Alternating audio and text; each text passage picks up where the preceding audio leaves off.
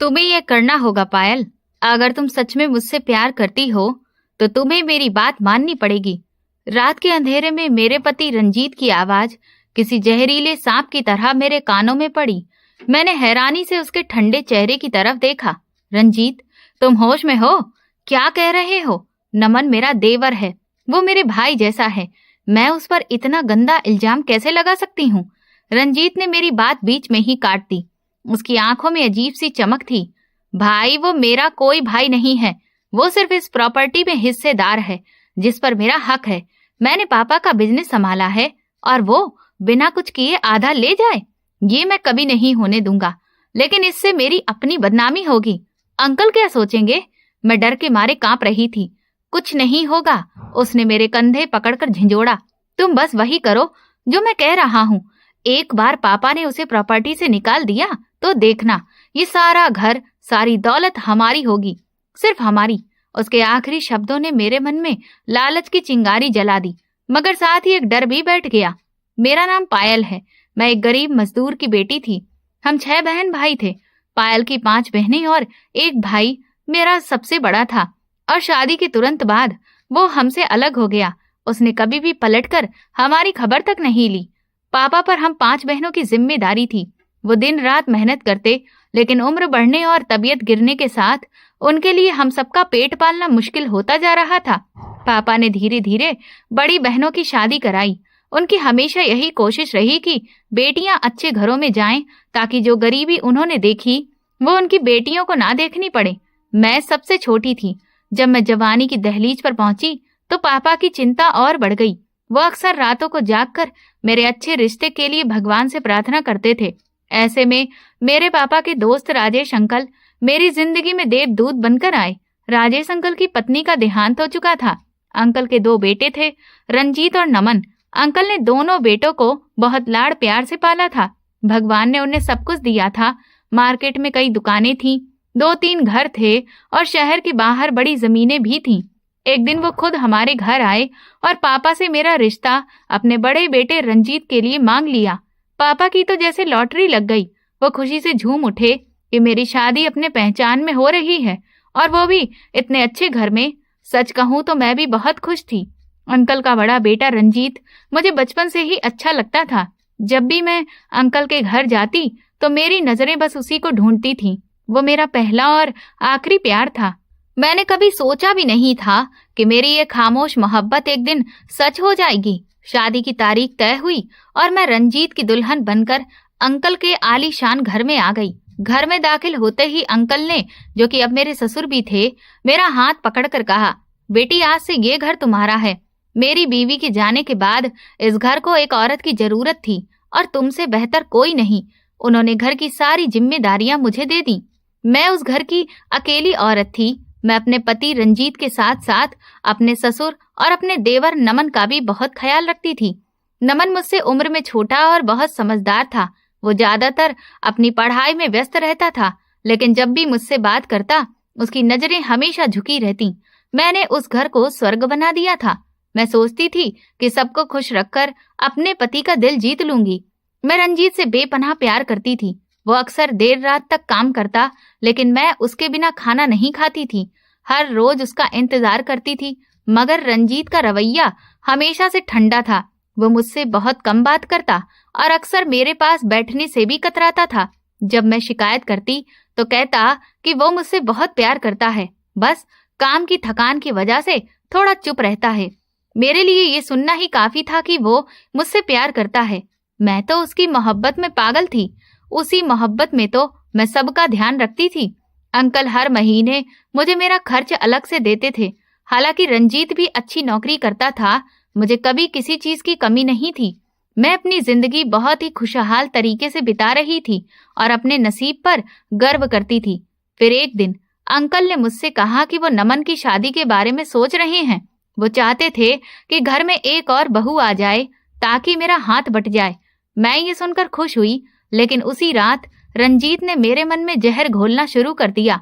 वो मेरे पास आया और बोला, पायल, तुम जानती हो, पापा का ये सारा बिजनेस मैंने खड़ा किया है।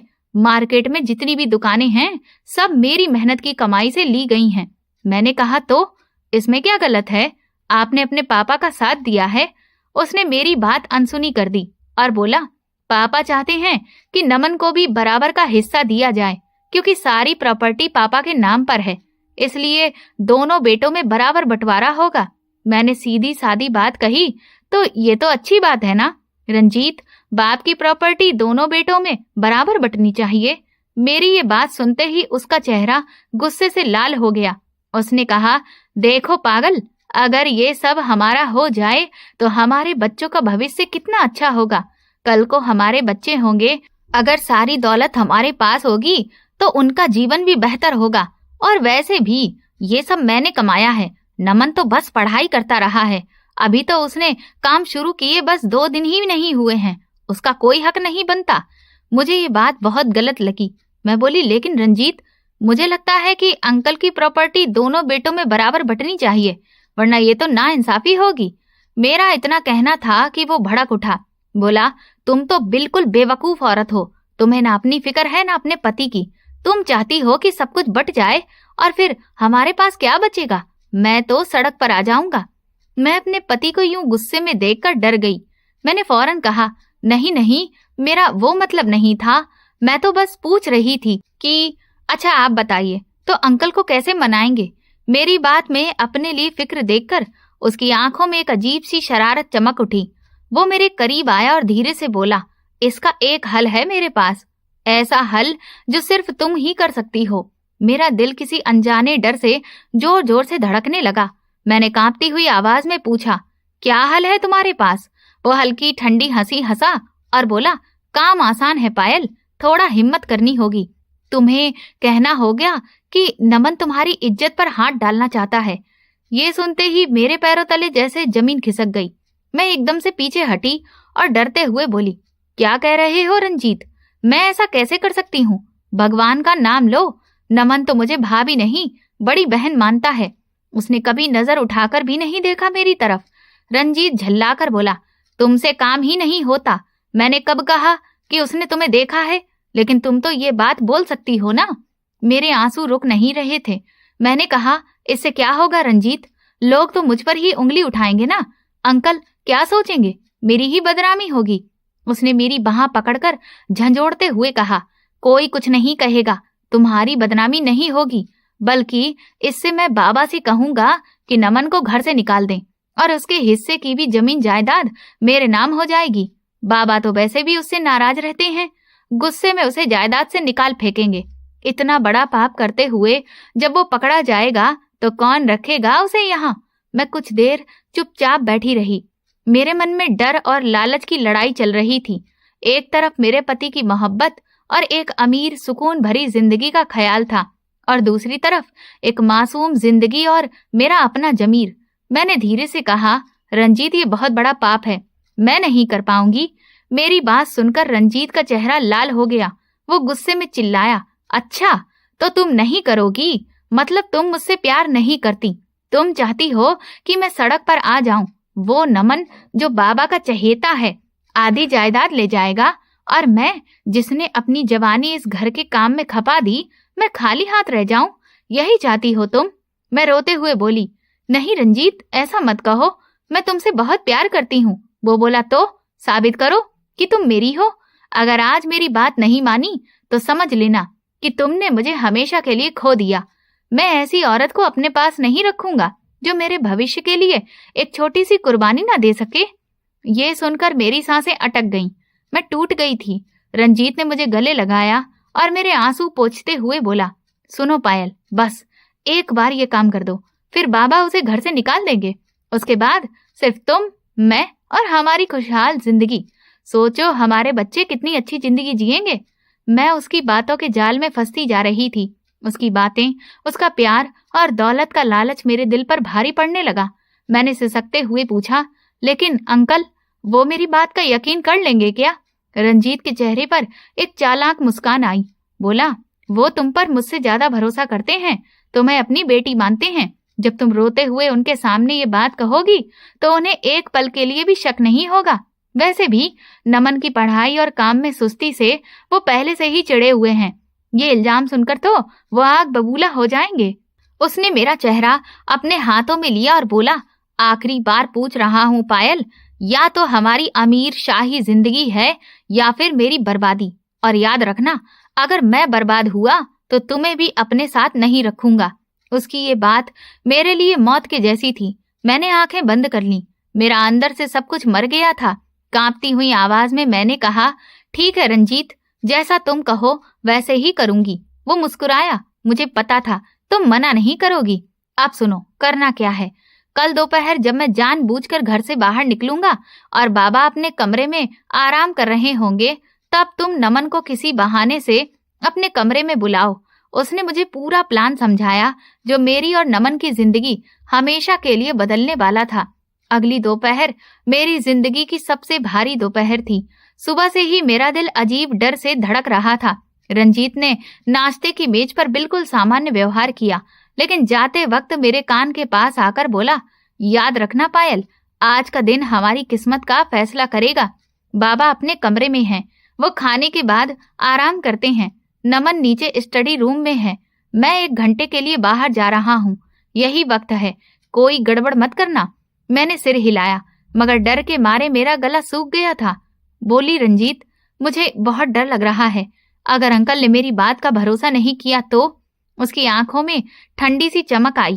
वो यकीन करेंगे क्योंकि तुम उनकी बेटी जैसी हो। बस रोना अच्छे से आना चाहिए तुम्हें, उसने ताना मारते हुए कहा और घर से निकल गया। मैंने खुद को समझाया, मुझे ये करना ही होगा, रंजीत के लिए करना होगा।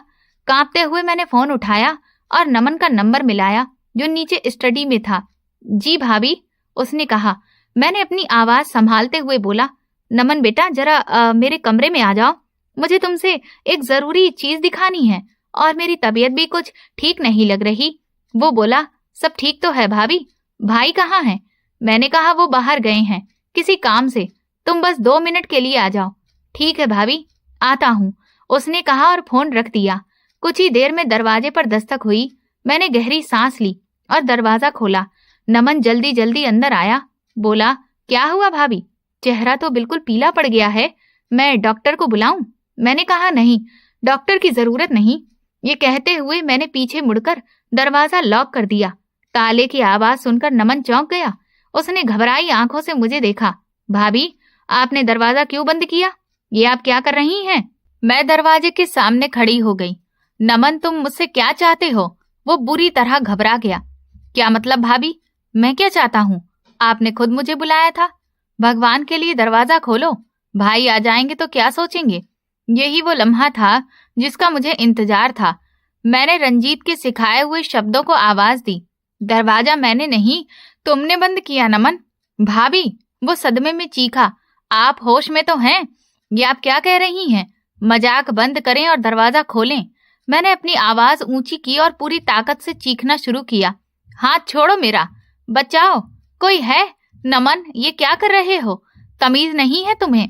मैं तुम्हारे भाई की इज्जत हूँ। नमन वहीं सन्न रह गया जहाँ खड़ा था। उसके चेहरे पर डर साफ झलक रहा था। भाभी, आप ये क्यों कर रही हैं? मैंने तो आपको हाथ भी नहीं लगाया। आप पागल हो गई हैं क्या? मैं रोते रोते चीख रही थी। मुझे पता था कि अंकल वहीं पास के कमरे में हैं। नमन घबराहट में दरवाजे की तरफ बढ़ा। भाभी, बस करिए, बाबा सुन लेंगे। आखिर मैंने आपका क्या बिगाड़ा है? तभी दरवाजे पर जोर जोर से धक्के पड़ने लगे।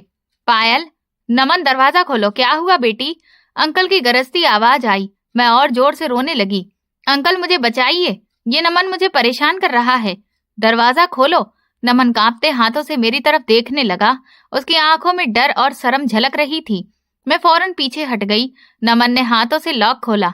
दरवाजा खुला और अंकल अंदर आए। उन्होंने मुझे कोने में सहमी हुई रोती हुए देखा और फिर नमन को, जो हक्का बक्का खड़ा था। ये क्या हो रहा है? अंकल ने गुस्से में पूछा। नमन कुछ कहने के लिए आगे बढ़ा। बाबा, मैं इससे पहले कि वो कोई सफाई देता, अंकल ने पूरी ताकत से उसके मुंह पर एक जोरदार तमाचा मारा। काश तू पैदा होते ही मर जाता, ये अपनी माँ के गम में ही चला जाता। कम से कम मुझे ये दिन तो न देखना पड़ता।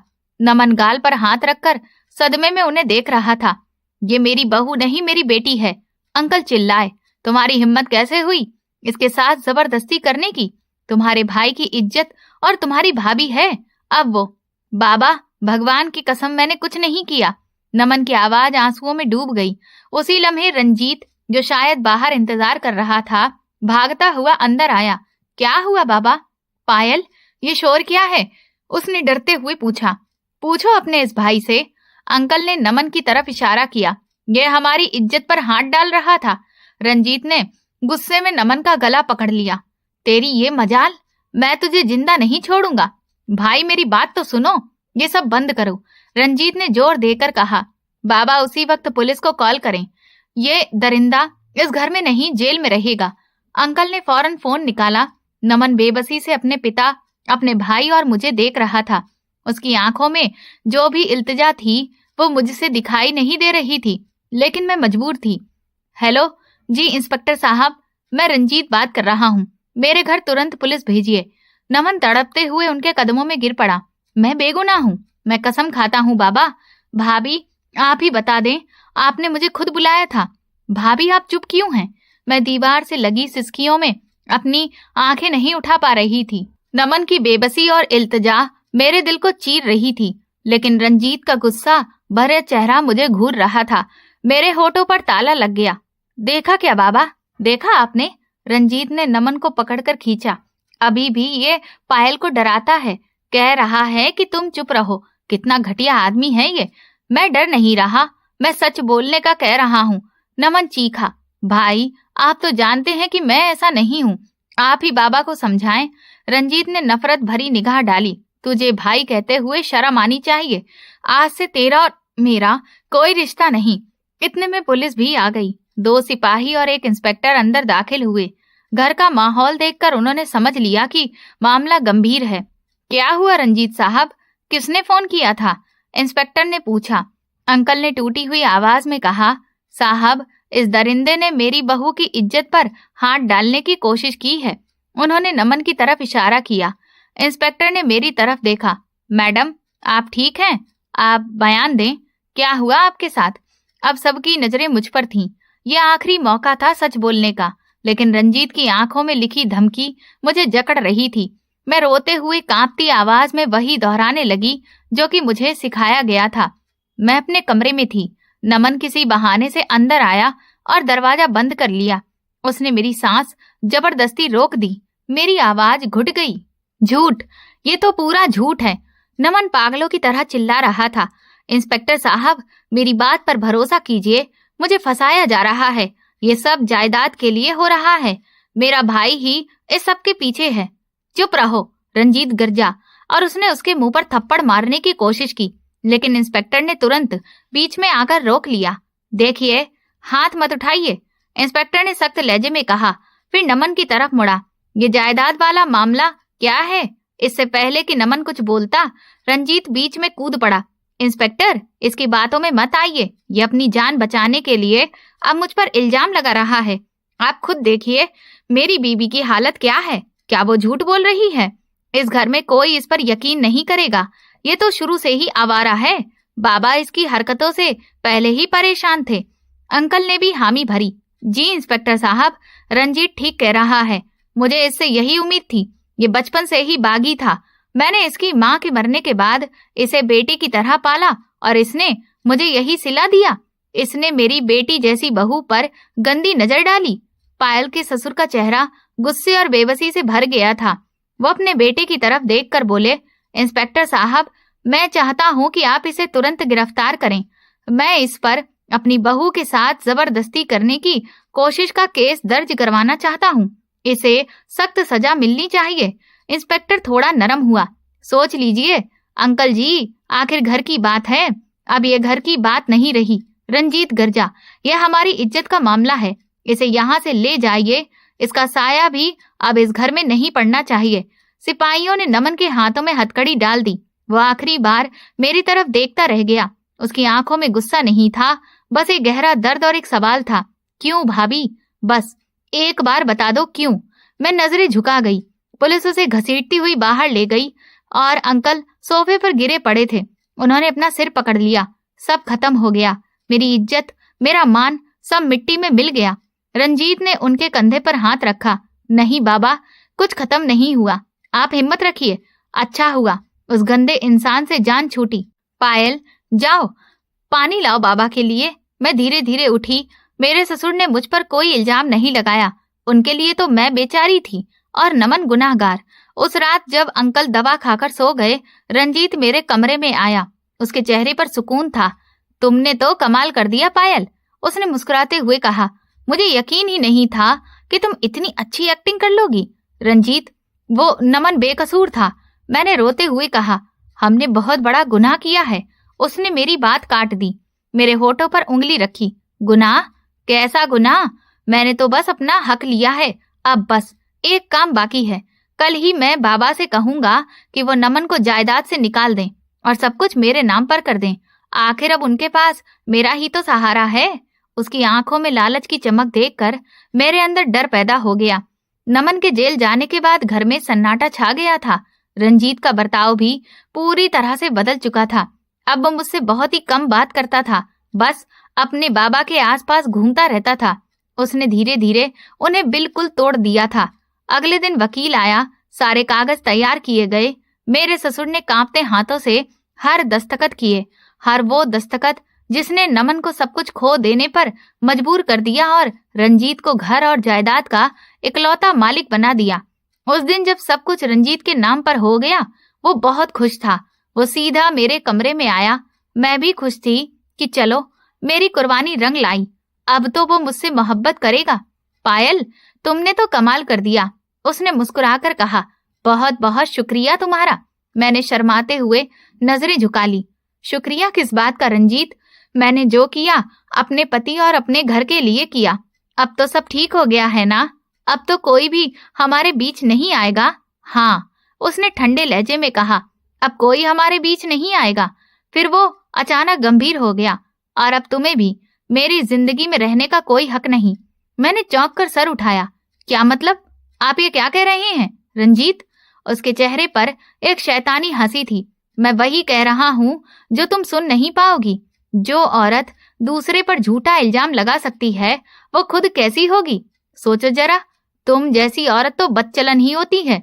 मेरा दिमाग ये सुनते ही सुन्न पड़ गया। रंजीत, ये सब तो आपने मुझसे करवाया था, जायदाद के लिए, आपकी मोहब्बत के लिए। मोहब्बत? वो हंस पड़ा। तुम जैसी लालची औरत से मोहब्बत? मैंने तुम्हें सिर्फ इस्तेमाल किया, और सच कहूं तुम इस्तेमाल होने के ही लायक थी। जो औरत अपने ही देवर पर इतना घटिया इल्जाम लगा सकती है, उस पर मैं भरोसा कैसे करूं? क्या पता कल को जायदाद के लिए मुझ पर ही कोई इल्जाम लगा दो। नहीं रंजीत, भगवान के लिए, मैंने ये सब आपके लिए, अपने लिए किया है। उसने बीच में काटा। अब तुम्हारी जरूरत खत्म हो गई है। मैं तुम्हें अपने साथ नहीं रख सकता। ये कहते ही उसने बिना किसी झिझक के वो कागज मेरे मुंह पर मारा जिसमें तलाक लिखा था। मैं तुम्हें तलाक देता हूँ। मैं सन्न रह गई। तलाक? हाँ, तलाक। ये है उसके कागज, उसने गुस्से से कहा। और अब 1 सेकंड के अंदर इस घर से निकल जाओ। नहीं। अंकल, अंकल, मैं चीखते हुए उनके कमरे की तरफ भागी। रंजीत ने मेरा हाथ पकड़कर रोका। कहाँ जा रही हो? उनके पास। वो मेरी सुनेंगे, तुम्हारी नहीं। अगर तुमने उन्हें कुछ बताने की कोशिश की तो मैं कहूंगा कि तुम नमन के गम में पागल हो गई हो या फिर उसी गुनाह में बराबर की भागीदार थी, तो वो तुम्हारी बात का भरोसा नहीं करेंगे। उसने मेरा हाथ कसकर पकड़ा और मुझे घसीटते हुए घर के बीच वाले दरवाजे तक ले आया। रंजीत, मत करो ऐसा। मैं कहाँ जाऊंगी? मेरा कोई नहीं है। मैं रो रही थी, उसके पैरों में गिर गई थी। वो गुस्से से बोला, जहां से आई थी वहीं चली जा, मुझे कोई फर्क नहीं पड़ता, दफा हो जाए यहाँ से। उसने मुझे जोर से धक्का दिया और मैं दहलीज पर जा गिरी। बाहर निकल और दोबारा इस घर की तरफ देखना भी मत। वो दरवाजा बंद करके अंदर चला गया। मैं उस बड़े से घर की दहलीज पर गिरी पड़ी थी, आंखों में आंसू, दिल में दर्द और आत्मा तक टूटी हुई थी। मेरे पास अब कोई भी सहारा नहीं था। इस दुनिया में मेरा कौन था? मेरे मम्मी और पापा जो मेरी तकलीफ देखकर मुझे सीने से लगा लेते, वो तो बहुत पहले ही गुजर चुके थे। अब बस एक ही उम्मीद थी, मेरा भाई। मैं लड़खड़ाते हुए आंसू पोंछती अपने भाई के घर की तरफ चल पड़ी। कई घंटे पैदल चलने के बाद जब उसके छोटे से 2 कमरे वाले घर में पहुंची तो रात काफी हो चुकी थी। मैंने डरते हुए दरवाजा खटखटाया। पायल, मेरी भाभी, ने दरवाजा खोला और मुझे इस हालत में देखकर ठिठक गई। पायल, तुम इस वक्त सब ठीक है ना? इतने में मेरा भाई भी बाहर आ गया। कौन आया है? अरे पायल, अंदर आओ, क्या हुआ? रंजीत कहाँ है? अंकल ठीक है? मैंने अंदर जाते ही फर्श पर बैठ गई और फूट फूट कर रो पड़ी। भाई, सब खत्म हो गया। रंजीत ने उसने मुझे घर से निकाल दिया, तलाक दे दिया।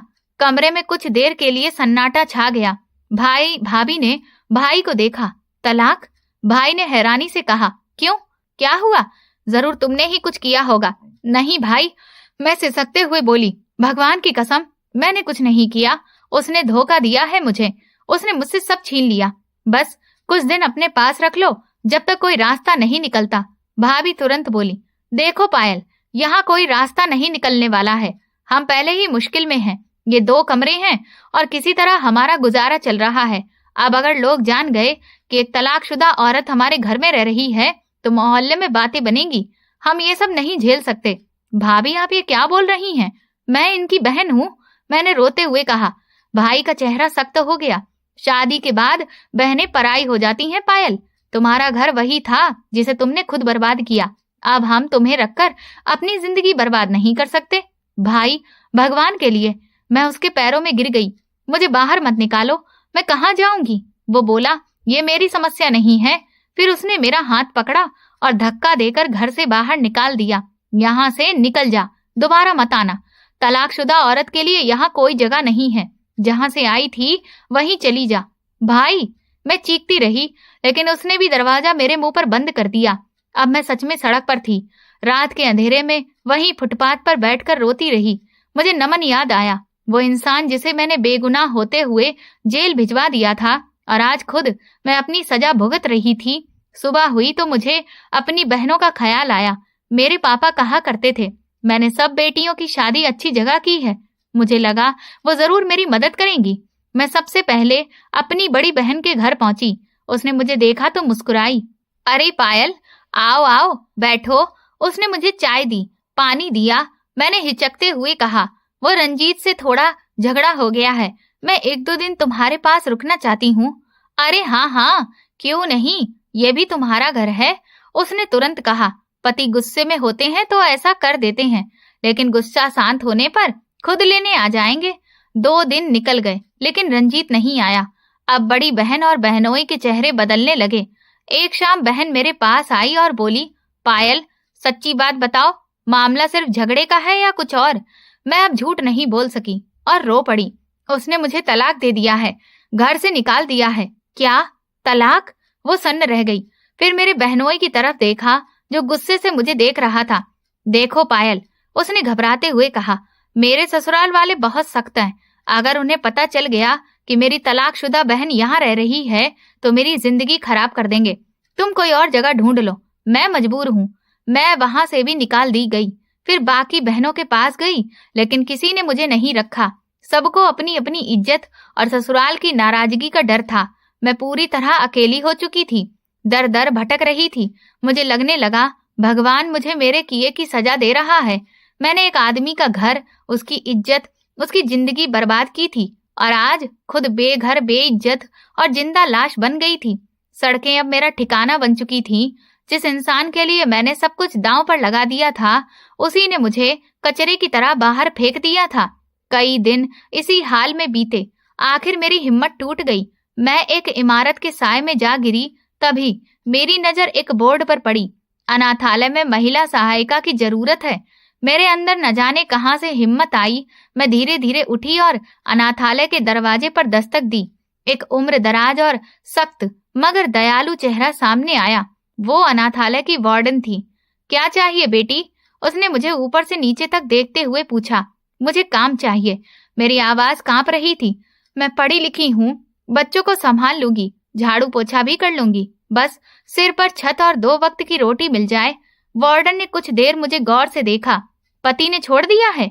मैंने सिर झुका लिया। आंखों से आंसू बह निकले। हमारी तनख्वाह बहुत कम है, उसने कहा। पर ठीक है, अंदर आ जाओ। आज से तुम इन बच्चों की देखभाल करोगी। अब मेरे पास कोई और जगह नहीं थी।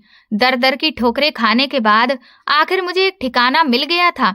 मैं वहां दिन भर अनाथ बच्चों की देखभाल करती, उन्हें पढ़ाती, खिलाती, और जब वो मुस्कुराते तो मुझे लगता जैसे मेरी जिंदगी को फिर से कोई मकसद मिल गया है। उन मासूम चेहरों में मुझे सुकून मिलता था। मुझे लगता था जैसे मैं अपने किए गुनाहों का प्रायश्चित कर रही हूँ। मैंने धीरे धीरे रंजीत को अपनी यादों से निकालना शुरू कर दिया था। अब मैं उसे याद करके दुखी नहीं होना चाहती थी। सब कुछ ठीक चल रहा था। फिर एक दिन अनाथालय में एक बड़ी हलचल हुई। वार्डन मैडम सुबह से ही सबको हिदायतें दे रही थी। पायल, बच्चों को अच्छे से तैयार करो। आज शहर के बहुत बड़े बिजनेसमैन नमन जी डोनेशन देने आने वाले हैं। वह हमारे अनाथालय के सबसे बड़े मददगार हैं। नमन जी? मैंने नाम सुनते ही थोड़ा चौंक कर दोहराया। वार्डन मैडम बोली, हाँ, बहुत अच्छे इंसान हैं। सुना है कई साल पहले उनके पिताजी ने उन्हें घर से निकाल दिया था, लेकिन देखो आज अपनी मेहनत से वो कहाँ पहुंच गए हैं। मेरा दिल एकदम जोर से धड़कने लगा। नहीं, ये वो नहीं हो सकता। ये तो बस नाम का इत्तेफाक होगा। थोड़ी देर बाद एक चमकती हुई काली गाड़ी गेट के पास आकर रुकी। बच्चे सब लाइन में खड़े थे। मैं बच्चों को संभाल रही थी और एक खंबे के पीछे जाकर खड़ी हो गई। गाड़ी से एक बहुत ही स्मार्ट, सलीकेदार और महंगे सूट पहने आदमी बाहर निकला। उस पर नजर पड़ते ही मेरे पैरों तले जैसे जमीन ही जम गई थी। मैं कांपने लगी। वो नमन था, मेरा देवर। लेकिन अब वो पहले वाला सीधा साधा शर्मीला नमन नहीं रहा था। अब वो एक अमीर, तजुर्बेकार और रौबदार आदमी था। मैं उसे देखकर फौरन दीवार के पीछे छुप गई। मेरा दिल इतनी तेजी से धड़क रहा था कि जैसे बाहर निकल आएगा, लेकिन उसने भी मुझे देख लिया था। वार्डन मैडम उसे अनाथालय के अंदर घुमा रही थी। जब वो मेरे करीब आया, मैंने जल्दी से चेहरा दूसरी तरफ फेर लिया। और ये है पायल। वार्डन मैडम ने मेरा परिचय कराया। बच्चों का बहुत ध्यान रखती हैं। नमन वहीं रुक गया। मैंने महसूस किया कि वो बस मुझे ही देख रहा है। आपको छिपने की जरूरत नहीं है। उसकी भारी आवाज मेरे कानों में पड़ी।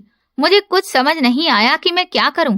इससे पहले कि मैं कुछ सोच पाती, वो अमीर आदमी सब बच्चों और स्टाफ के सामने मेरे कदमों में गिर पड़ा। मैं हैरानी में 2 कदम पीछे हटी। नमन, ये क्या कर रहे हो? उठो, लोग देख रहे हैं। वो मेरे पैरों में बैठा रो रहा था। मुझे माफ कर दो पायल, प्लीज माफ कर दो। मेरी वजह से आपकी जिंदगी बर्बाद हो गई। मैं बौखला गई। नहीं नमन, ऐसा मत बोलो। तुम्हारी वजह से नहीं, मेरे खुद के लालच ने मेरी जिंदगी बर्बाद की है। मैं तुम्हारी गुनहगार हूँ। मैंने उस इंसान पर भरोसा करके तुमसे तुम्हारा सब कुछ छीन लिया, जिसने मुझे बाद में छोड़ दिया। नमन ने सिर उठाया। आंखों में आंसू थे। नहीं पायल, गलती आपकी नहीं है। जब भाई की शादी तय हो रही थी, तब मैंने ही भाई से कहा था कि वो आपसे शादी ना करें। मैं दंग रह गई। क्या? तुमने ऐसा क्यों कहा? क्योंकि, उसकी आवाज भर्रा गई, क्योंकि मैं आपको पसंद करता था। पूरा अनाथालय जैसे सन्नाटे में डूब गया। बच्चे, वार्डन मैडम और बाकी स्टाफ सब हमें देख रहे थे। मैं पत्थर की तरह खड़ी थी। जो आदमी मेरी जिंदगी की बर्बादी की निशानी था, वो आज मेरे पैरों में बैठकर खुद को मेरा गुनहगार कह रहा था। नमन, उठो, भगवान के लिए उठो। मैंने उसे थामा। लोग देख रहे हैं, प्लीज यहाँ तमाशा मत बनाओ। वो धीरे धीरे उठा। उसकी आंखों में आंसू थे, मगर लहजा टूटा हुआ था। वार्डन मैडम हमारे पास आई। सब ठीक तो है ना नमन जी? जी, सब ठीक है। नमन ने खुद को संभालते हुए कहा। ये मेरी पुरानी जान पहचान की हैं। प्लीज मुझे इनसे कुछ मिनट अकेले में बात करने दीजिए। वार्डन मैडम ने शक की नजर से देखा, फिर बच्चों को इशारे से अंदर भेज दिया। अब हम दोनों अकेले थे। मैं कांपती आवाज में बोली, नमन, तुमने कहा तुम मुझे पसंद करते थे। कब से? उसने गहरी सांस ली। शायद तब से, जब से मैंने होश संभाला था।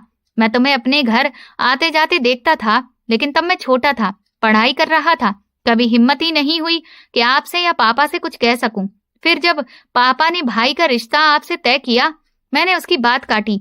तो तुमने क्या किया? तब मैं अंदर से टूट गया था। मुझे पता था कि भाई आपको पसंद नहीं करते हैं। वो बस पापा के दबाव में ही आपसे शादी कर रहे थे। मैं हैरान रह गई। क्या रंजीत मुझे पसंद नहीं करते थे? नहीं, नमन की आवाज में तल्खी थी। इसीलिए तो मैंने गलती की। मैंने भाई से अकेले में इस बारे में बात की। मैंने कहा, भाई आप पायल से शादी मत कीजिए, आप तो उन्हें पसंद भी नहीं करते हैं। मैंने उनसे कहा कि मैं आपको पसंद करता हूँ और पढ़ाई खत्म होते ही खुद पापा से आपका रिश्ता मांग लूंगा। मेरे पैरों तले जैसे जमीन खिसक गई। तो रंजीत ने क्या कहा? वो कड़वा सा हंस पड़ा। उन्होंने मेरा मजाक उड़ाया। बोले, जो चीज रंजीत की हो जाए उस पर कोई और नजर नहीं डाल सकता। और फिर अगले ही दिन उन्होंने शादी के लिए हाँ कर दी। मैं रोने लगी। तो मेरी शादी मोहब्बत से नहीं, जिद पर हुई थी। नमन ने सिर हिलाया। असल बर्बादी तो उसके बाद हुई, जब उन्हें पैसों का लालच हुआ। उन्हें मुझसे बदला लेने का इससे अच्छा मौका नहीं मिला। बदला? कैसा बदला? वो इस बात का बदला कि मैंने उनकी मिल्कियत को पसंद करने की हिम्मत की थी। वो शादी के बाद भी मुझ पर ताने कसते थे। क्यों नमन, अभी भी मेरी बीवी पर नजर है? मैं हंसकर टाल देता, पर वो बात धीरे धीरे आग बन गई। उन्होंने मुझे पापा की नजरों में बदनाम कर दिया, ये दिखाने के लिए कि मैं आप पर गलत नजर रखता हूँ। पायल, उन्होंने आपके मन में भी लालच का बीज बोया और मेरी मोहब्बत को मेरे खिलाफ इस्तेमाल किया। असली कसूर मेरा था। अगर मैं आपको पसंद करता था तो मुझे साफ साफ सबको बता देना चाहिए था, ना कि अपने उस जालिम भाई से इस बारे में बात करनी चाहिए थी। अगर मैं चुप रहता तो शायद आज ना वो आपको मजबूर करता और ना आपकी जिंदगी ऐसे बर्बाद होती। नमन वहीं रो पड़ा। मुझे माफ कर दो पायल, बस एक बार माफ कर दो। मैंने उसे दिल से माफ कर दिया, लेकिन सच कहूं तो गलती मेरी भी थी। मैं उस आदमी के झूठे प्यार में इतनी अंधी हो गई थी कि एक सच्चे इंसान की जिंदगी बर्बाद कर दी। वो हंसता मुस्कुराता चेहरा लिए जब वहां से गया तो मेरे दिल का बोझ थोड़ा हल्का जरूर हुआ, लेकिन अंदर कहीं एक कसक रह गई। अब मुझे समझ आ चुका था कि मोहब्बत सिर्फ बोलने से नहीं, खामोशी में भी होती है, और कोई भी गलती तब तक नहीं मिटती जब तक सच्ची माफी ना मिल जाए। मैंने ठान लिया था कि मैं खुद उससे मिलकर अपने गुनाह की माफी मांगूंगी, लेकिन उसके बाद वो चला गया।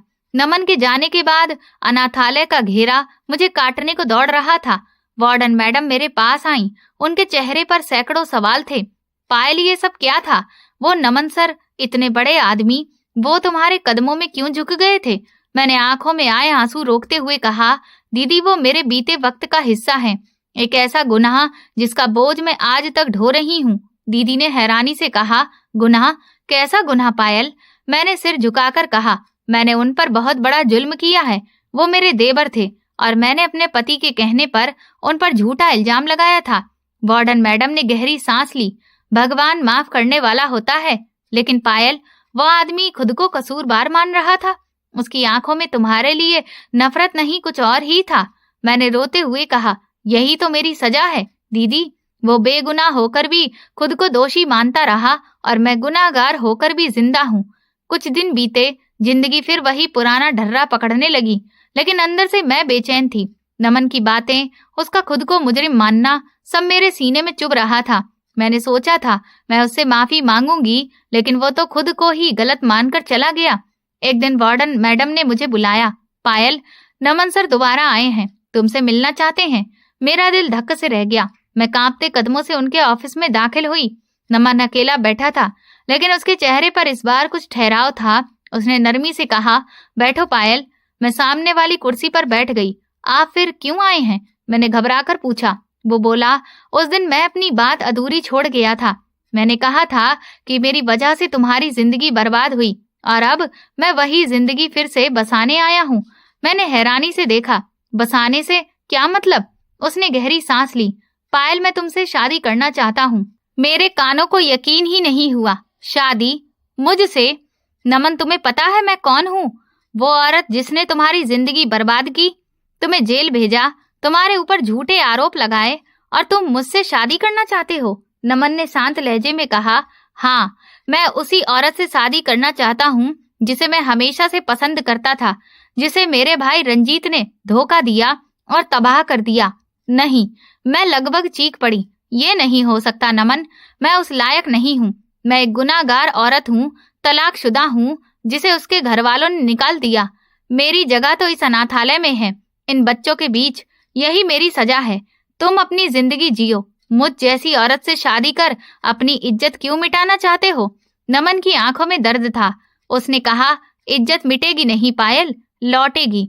शायद तुम उस आदमी के लायक नहीं थी जिसने तुम्हारी इज्जत नहीं की, लेकिन मैं तुम्हें वो इज्जत लौटाना चाहता हूँ। मैं चाहता हूँ कि दुनिया जाने कि तुम बेगुनाह थी, तुम्हारा दिल साफ था। नहीं नमन, मैंने रोते हुए कहा, मैं लालची थी। मैंने अपने पति के कहने पर सब किया। मैं उस इज्जत के काबिल नहीं हूँ। भगवान के लिए नमन, मुझे मेरी सजा पूरी करने दो। मुझे और तुम शर्मिंदा मत करो। नमन खामोश रहा। फिर बोला, तुम्हारा जवाब ना है? मैंने सिर झुका लिया। हाँ, मेरा जवाब ना है। ठीक है, वो धीरे से बोला, शायद तुम मुझ पर भरोसा नहीं कर सकती, लेकिन मैं तुम्हें इस अनाथालय में सजा काटने नहीं दूंगा। अगर तुम मेरी बात नहीं मानोगी तो मुझे उन लोगों को लाना पड़ेगा जिनकी बात तुम टाल नहीं पाओगी। मैं वापस आऊंगा। वो ये कहकर चला गया। मैं सन्न रह गई। वो किन लोगों की बात कर रहा था? उसके जाने के बाद मेरी रातों की नींदें उड़ गई थीं। हर दस्तक पर मेरा दिल कांप जाता। वार्डन मैडम मेरी हालत देखकर बोली, पायल, इतनी डरी हुई क्यों हो? उसने कुछ कहा है क्या? मैंने सिर झुकाया। बस इतना कहा कि वो वापस आएगा। 3 दिन बीत गए। मैंने खुद को समझाया कि शायद वो तरस खाकर चला गया और अब नहीं आएगा, लेकिन मैं गलत थी। चौथे दिन दोपहर में वार्डन मैडम ने बुलाया। उनका चेहरा गंभीर था। जब मैं ऑफिस पहुंची तो वहां पर नमन था, लेकिन अकेला नहीं। उसके साथ मंदिर के बड़े पुजारी जी और अनाथालय की कमेटी के हेड थे, जो बहुत ही इज्जतदार बुजुर्ग थे। मौजूद थे वो लोग वहां पर। मैं डरते हुए अंदर गई। आओ बेटी, पुजारी जी ने नरमी से कहा। बैठो। मैं कोने में जाकर बैठ गई। बेटी पायल, उन्होंने कहा, नमन ने हमें सब कुछ बता दिया है, जो तुम्हारे साथ हुआ और जो तुमसे करवाया गया। मेरी आंखों से आंसू निकल आए। पंडित जी, मैं बहुत बड़ी गुनाहगार हूँ, मुझे माफी नहीं मिल सकती। उन्होंने प्यार से कहा, बेटी, भगवान हर उस इंसान को माफ करता है जो सच्चे दिल से पश्चाताप करे। हम यहाँ तुम्हें दोष देने नहीं आए, हम तो एक भले काम के लिए आए हैं। नमन साहब ने हमें बताया कि ये आपसे शादी करना चाहते हैं, लेकिन आपने मना कर दिया। मैंने रोते हुए नमन की तरफ देखा, जो नजरें झुकाए बैठा था। मैंने सिसकते हुए कहा, मैं इनके लायक नहीं हूँ। मैं एक तलाकशुदा और बदनाम औरत हूँ। खामोश। नमन की आवाज पहली बार सख्ती से उभरी। आइंदा खुद को ये मत कहना। फिर वो पंडित जी की तरफ मुड़ा। पंडित जी, मैंने आपको इसलिए बुलाया है कि आप पायल को समझाएं। मैं इसे इस अनाथालय में इसके ना किए हुए गुनाह की सजा काटते हुए नहीं देख सकता। मेरे भाई ने इसे धोखा दिया, इसके भरोसे का फायदा उठाया और फिर इसे सड़क पर फेंक दिया। क्या इसका कसूर सिर्फ इतना था कि इसने अपने पति पर भरोसा किया? पंडित जी ने मेरी तरफ देखा। बेटी, ये लड़का तुमसे शादी करके तुम्हें इज्जत देना चाहता है। ये तुम्हारे अतीत को नहीं, तुम्हारे आने वाले कल को देख रहा है। तुम क्यों मना कर रही हो? लोग क्या कहेंगे? मैंने अपनी आखिरी दलील दी। लोग कहेंगे, इस औरत से शादी कर ली जिसने इस पर इल्जाम लगाया था। लोग नमन पर हंसेंगे। मैं इनकी और बदनामी का कारण नहीं बनना चाहती। लोगों की परवाह मैं कब तक करूं? नमन उठकर मेरे सामने खड़ा हो गया। लोगों ने तब भी बातें बनाई थीं जब मैं जेल गया था, और लोग अभी भी बातें बनाएंगे जब मैं तुमसे शादी करूंगा। मुझे लोगों की परवाह नहीं, मुझे सिर्फ तुम्हारी परवाह है। मैंने जेल में हर दिन ये प्रार्थना की थी कि भगवान मुझे इतनी ताकत दे कि मैं अपने भाई का किया हुआ गलत मिटा सकूं। पायल, मुझे वो ताकत दो, मुझे मेरा हक दो। वार्डन मैडम ने मेरे कंधे पर हाथ रखा। पायल, इतना नेक और सच्चा इंसान किस्मत वालों को मिलता है जो तुम्हें तुम्हारे अतीत के बावजूद अपनाना चाहता है। इससे बड़ा सबूत प्यार का और क्या होगा? हाँ कर दो बेटी। मैं चारों तरफ से मोहब्बत और इज्जत के इस घेरे में थी। पंडित जी और बाकी बुजुर्गों की मौजूदगी में मेरा मना करना नामुमकिन हो गया था। मैंने आंसुओं के बीच सिर झुका दिया। उसी शाम अनाथालय के आंगन में पंडित जी ने मेरा और नमन का विवाह करवाया। गवाहों में अनाथालय का स्टाफ शामिल था। जब मैं विदा हुई तो उन बच्चों से लिपटकर बहुत रोई जिन्होंने मुझे उस वक्त सहारा दिया था जब मेरा कोई नहीं था। नमन मुझे अपने बड़े घर ले आया। वो रंजीत के घर से भी बड़ा था। जेल से निकलने के बाद मैंने पापा से अपना हिस्सा नहीं मांगा। नमन ने बताया, मैंने 0 से शुरुआत की। भगवान ने इतनी कृपा की कि आज मेरे पास उससे 10 गुना ज्यादा है जो रंजीत ने मुझसे छीना था। ये घर तुम्हारा है पायल। यहाँ तुम्हें कोई तुम्हारे अतीत का ताना नहीं देगा। हमने अपनी नई जिंदगी शुरू की। नमन ने मुझे वो इज्जत और प्यार दिया जिसकी मैं सिर्फ ख्वाबों में चाह रखती थी। हमने पुरानी बातों को भुलाने की बहुत कोशिश की। वो मेरे हर जख्म पर मरहम रखता और मैं उसकी हर खामोश तकलीफ को समझने की कोशिश करती। कई महीने गुजर गए। एक शाम नमन काम से लौटा तो बहुत खामोश और परेशान था। सब ठीक तो है ना नमन? आप इतने परेशान लग रहे हैं। मैंने पानी का गिलास देते हुए पूछा। उसने लंबा सांस लिया। मैंने आज रंजीत को देखा। मेरे हाथ से गिलास गिरते गिरते बचा। कहाँ? कैसे? वो सड़क पर, नमन ने छोटा सा जवाब दिया। मतलब? मैंने लोगों से पता करवाया, नमन ने गंभीर आवाज में कहा। उसने मुझसे जायदाद छीनने के बाद एक बहुत अमीर औरत से शादी की थी। वो औरत धोखेबाज निकली। उसने रंजीत से सब कुछ, दुकानें, घर, जमीनें अपने नाम करवाकर सब बेच दिया और फिर सारा पैसा लेकर विदेश भाग गई। और अंकल? मैंने कांपते हुए पूछा। पापा, वो सदमा बर्दाश्त ही नहीं कर पाए। रंजीत की दूसरी बीवी ने उन्हें भी घर से निकाल दिया। वो कुछ वक्त तक ओल्ड एज होम में रहे और फिर वहीं पर उनका निधन हो गया। मैं वहीं सोफे पर गिर पड़ी। नमन ने बात जारी रखी। और रंजीत, जिसने हमें सड़क पर लाने की कोशिश की थी, वो आज खुद सड़क पर है, पूरी तरह से तबाह, भीख मांग रहा है। कमरे में सन्नाटा छा गया। मेरी आंखों के सामने वो सब मंजर घूमने लगा। वो रात जब रंजीत ने मुझे गलत काम करने को कहा था, वो दोपहर जब नमन बेगुनाही की गुहार लगा रहा था, और वो शाम जब रंजीत ने मुझे तलाक देकर घर से निकाला था। कर्मों का फल मेरी जुबान से अपने आप ही निकला। उसने लालच में आकर हमारा सब कुछ छीना और लालच ने ही उसका सब कुछ खा लिया। नमन मेरे पास आकर बैठ गया। उसने मेरा हाथ थामा। पायल, भगवान का न्याय कभी भी देर से होता है, लेकिन होता जरूर है। उसने दौलत के लिए रिश्तों को कुर्बान किया और आखिर में ना दौलत रही और ना रिश्ते। मैंने नमन के कंधे पर सिर रख दिया। मेरे दिल का आखिरी बोझ भी उतर गया। मैं जान गई थी कि प्यार ऊंचे वादों का नहीं, बल्कि मुश्किल वक्त में इज्जत और भरोसा निभाने का नाम है। रंजीत ने मुझे धोखा दिया और नमन, जिस पर मैंने इल्जाम लगाया था, उसी ने मुझे इज्जत दी। यही जिंदगी का सबसे बड़ा सबक था कि झूठ और लालच पर खड़ी इमारत चाहे कितनी भी ऊंची क्यों ना हो, एक दिन गिर ही जाती है। और सच्चाई, माफी और सब्र से शुरू होने वाली जिंदगी चाहे कितनी मुश्किल से शुरू हो, हमेशा सुकून पर खत्म होती है। दोस्तों, ये पूरी कहानी काल्पनिक है। इसका किसी भी व्यक्ति, स्थान या वास्तविक घटना से कोई संबंध नहीं है। इसका उद्देश्य केवल मनोरंजन, शिक्षा और सस्पेंस आधारित कहानी को प्रस्तुत करना है। आपको ये कहानी कैसी लगी, मुझे कमेंट सेक्शन में जरूर बताएं। मेरे चैनल को सब्सक्राइब कर वीडियो को लाइक कर दें और वीडियो को हाइप भी दें। और ऐसी और भी रोमांचक कहानियां सुनने के लिए मेरे चैनल के साथ बने रहें। धन्यवाद।